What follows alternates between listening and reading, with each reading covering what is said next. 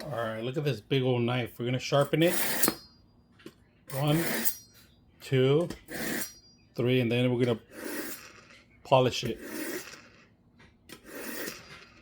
It's beautiful.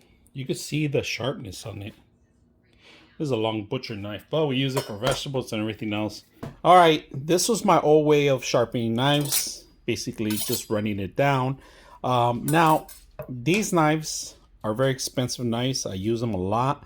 I want to keep it using them a lot. So these are my special knives that I use to cut very tender meats, some vegetables. So I want to keep them sharp, and I'm going to show you a couple things. So I got this instead of using the old-fashioned way. Now, step number 1 is going to be for blunt knives. Step number 2 is for polishing, and it tells you right here, all right? Grinding, polishing.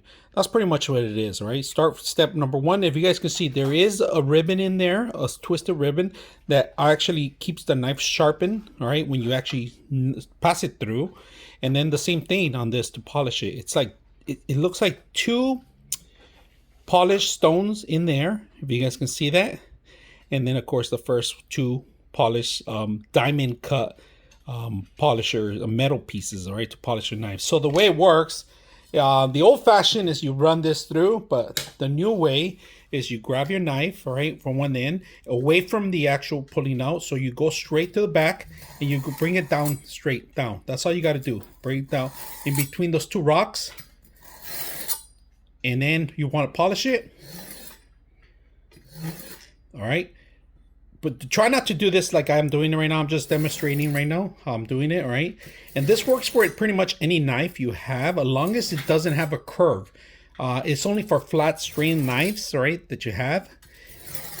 And don't overdo it too much, or you might lose the actual sharpness, all right? So just make sure you keep it together. It's really sharp. How sharp is it? Look at that. I don't even want to go through because I don't want to get cut. And it keeps it nice and sharp.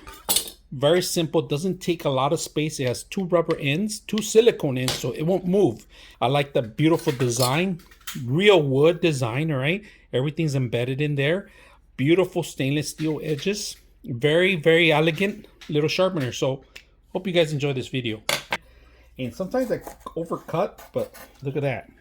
Perfect. I'm going to need to wash those too, but right now we're going to be careful when you're cutting this. We're going to do halves, and we're going to have to do section by section because not everything's going to fit in here. This is really extremely sharp, so